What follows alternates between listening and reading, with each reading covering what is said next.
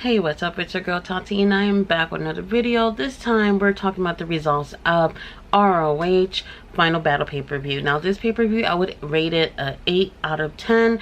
Some people will probably give it a 9. This was actually a pretty solid pay-per-view. However, there were some things about it that just did not make it perfect, while there were some things about it that was just absolutely amazing. So first of all, we started off with a pre-show called 0 Hour, and I knew they was gonna throw this in, but they didn't announce any of those matches until Rampage last night. I don't know what's up with the last second shit that they keep doing with these pre-shows or whatever. Maybe it's not so much of a big deal, but the pre-shows is that last opportunity that you have to really you know, reel people in to buy those pay-per-views. So I do think that if they're gonna have these pre-shows, they have to announce early on who's gonna be involved. To be honest with you, the pre-show didn't like hook me in like that. If anything, their main event on that pre-show was Top Flight versus the Kingdom. It was actually a really good match, so if you want to check that out, that's already on YouTube, and that match is definitely worth the watch.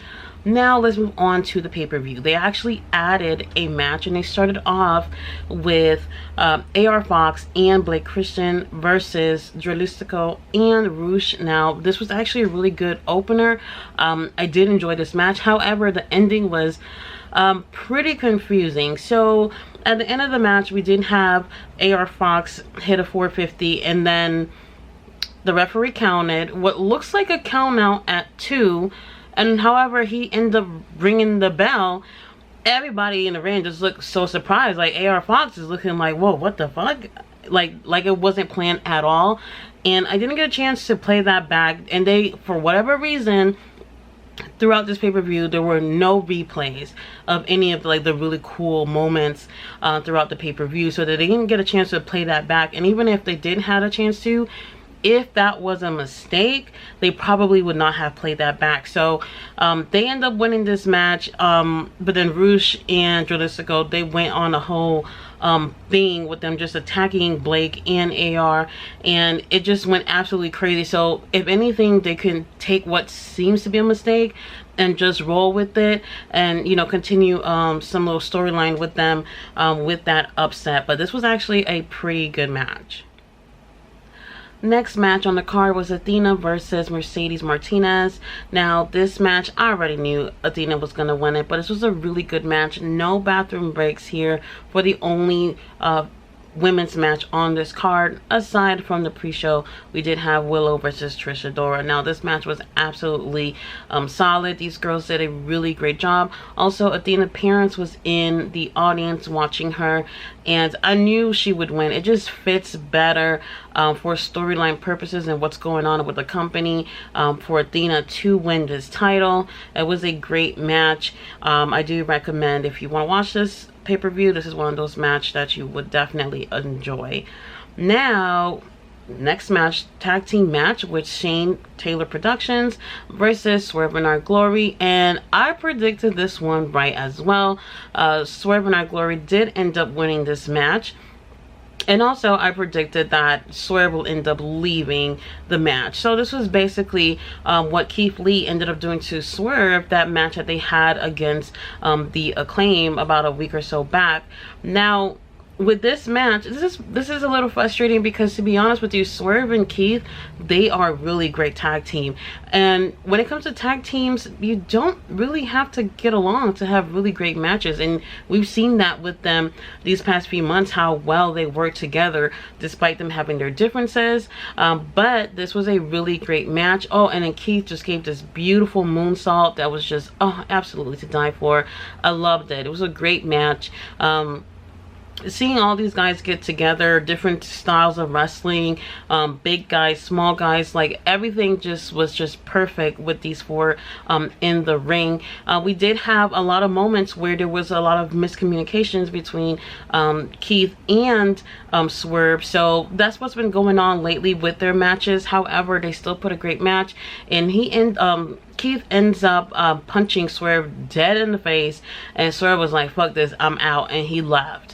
And since the beginning of the match, Swerve had already given this like aura of like, he kind of didn't really care. Like, Keith was trying to shake his hand. He didn't want to. So it already seemed, since before the match even started, that there would be some issues.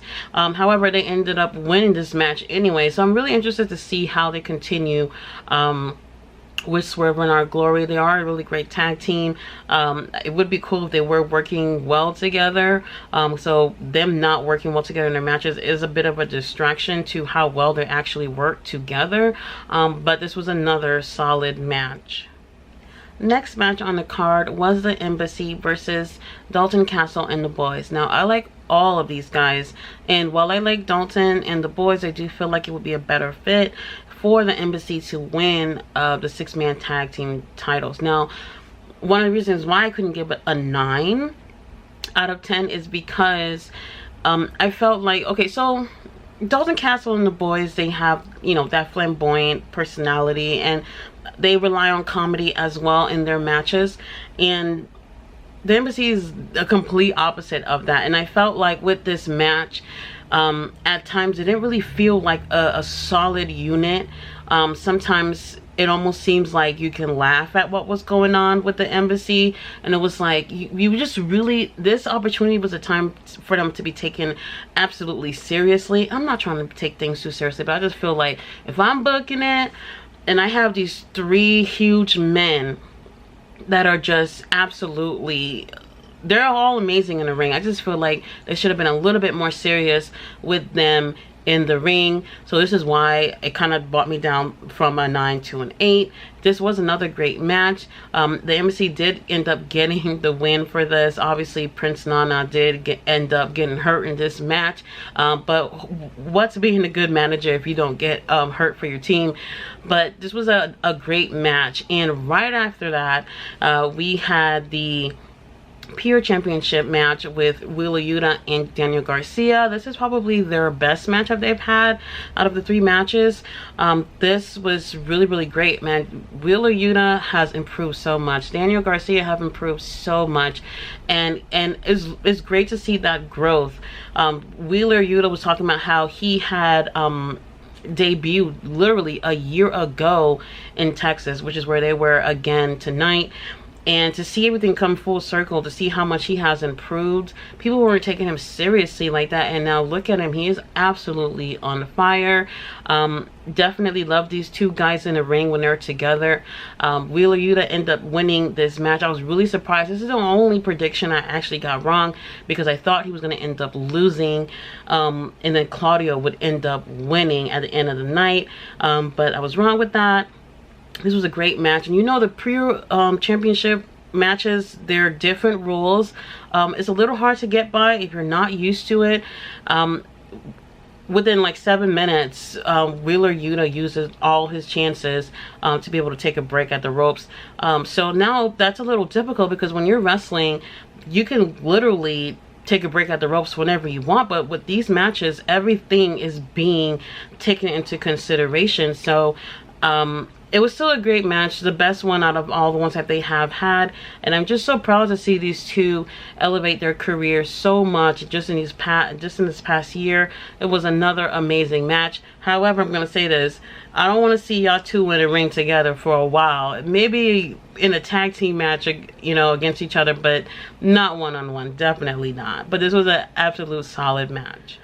Okay, y'all, so another reason why this wasn't a 9 and it was an 8, sorry I'm nitpicking here, but FTR versus Briscoes is next. And to be completely honest, based on what they've done in the past, this match definitely should have been the main event. Now, you know, you want to be traditional and have, you know, the biggest title at the end of the night, but honestly, before going over to the other results, this match stole the fucking show, and everything after that was just like, had to live up to that, and nothing really did. Maybe a little bit in the main event, but this was definitely the best match of the night. I wouldn't have expected anything less from these 4.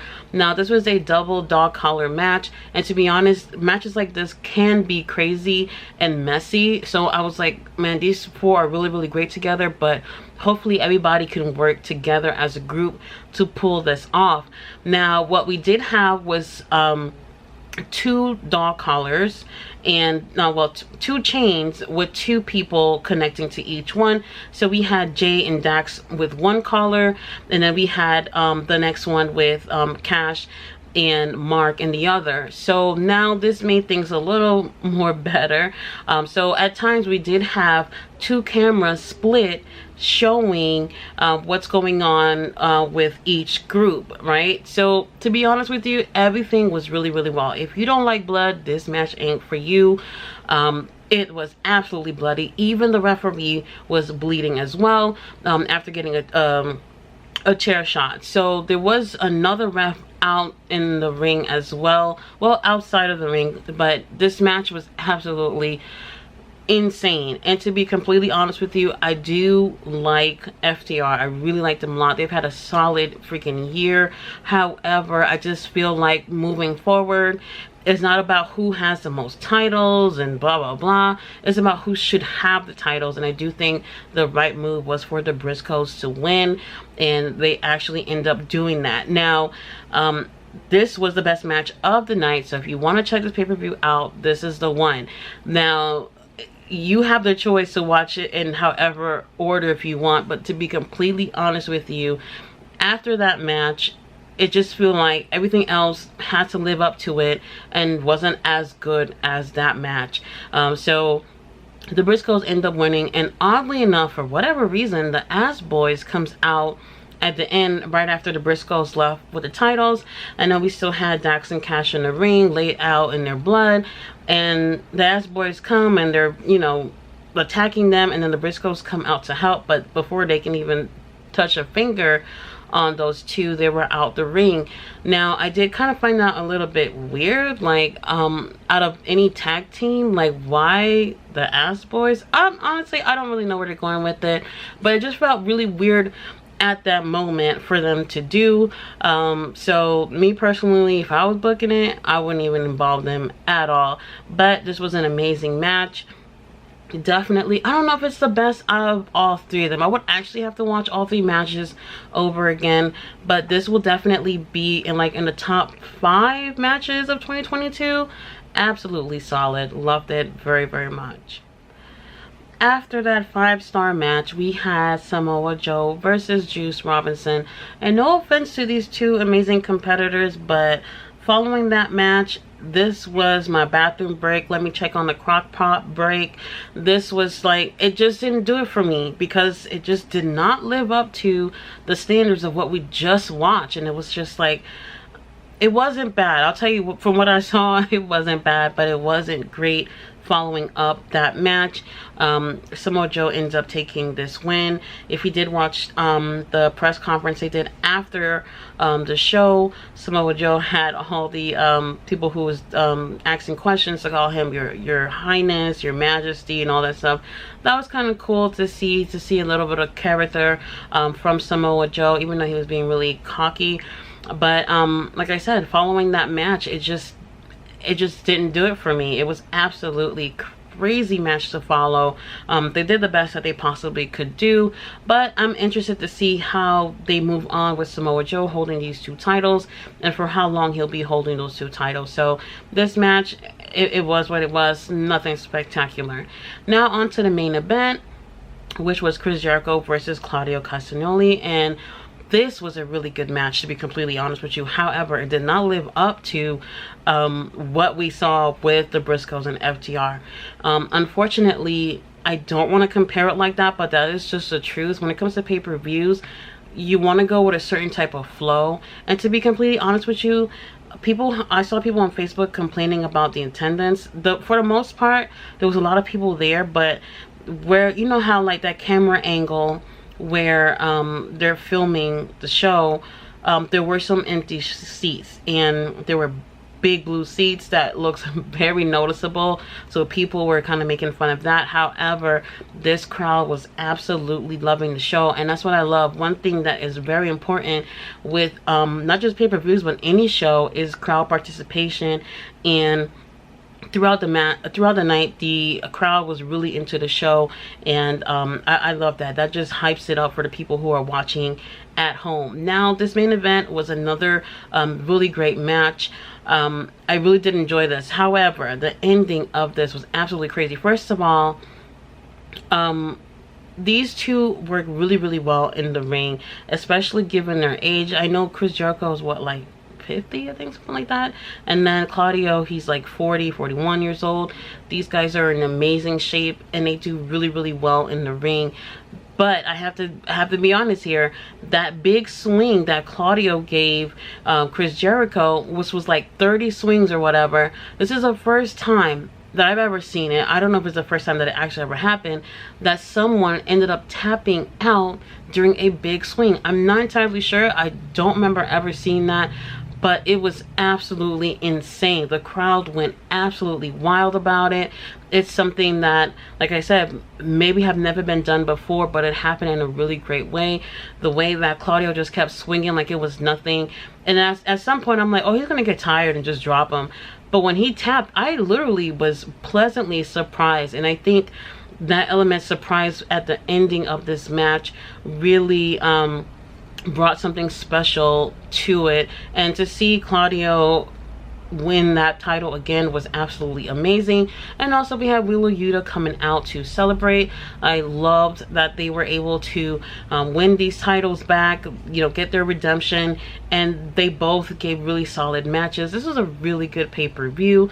Now at the end, when they were doing the press conference, they were asking Tony Khan about what we're going to do with Ring of Honor. Now, to be completely honest with you, he was talking about some type of streaming service where you can go back and watch Ring of Honor content for like $9.99, and also like past pay-per-views and stuff like that, stuff that they've done this year as well.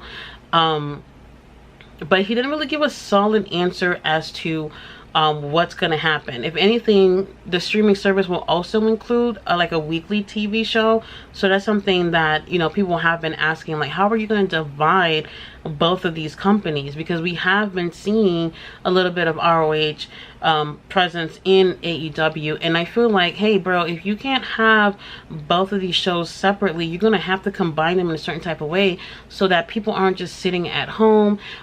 People are invested with these storylines and want to see, oh, so and so just won the title, what's going to happen next? We want to see what's going to happen next. And if you're leaving people at home for weeks or months at a time with gold, that doesn't make sense at all. So he's going to have to figure something out with how he's going to combine those two while there isn't a actual, you know, weekly show for ROH, because that would just be the best way to move forward with keeping people invested with ROH, is putting ROH out there for people to see, so that when you do have your weekly shows coming out, people are going to invest in that, because we've actually been seeing some, you know, progression with that promotion. I do feel like maybe this whole thing was a lot for Tony, but he's done an amazing job with acquiring ROH and what he's doing. I know it's probably happening a lot slower than people would have imagined it would have happened, but honestly, he's done actually really well for ROH this year. Just to think, just a year ago, what was it, like after Christmas or after the New Year, this was really uncertain for people in ROH. People did not know what was going to happen moving forward. And Tony, you know, he took the ball and ran with it, and he's done a great job. However, people are expecting something much bigger to happen with this promotion, especially since you're having these really solid pay-per-views, which is really good. People want to invest in watching this show weekly. So I don't know what's going to happen from here, but in the meantime, he's going to have to feature the ones who are at least holding gold on AEW television. I do want to see all these guys. A lot of new winners for tonight, so there's no reason why we shouldn't be able to see them on AEW television. Keep these guys hyped up until you're able to have a weekly show for everyone to enjoy. And can't wait to see that. 2023 should be a really great year for pro wrestling. This year was definitely an awesome year. You guys, thank you for watching my review. Bye.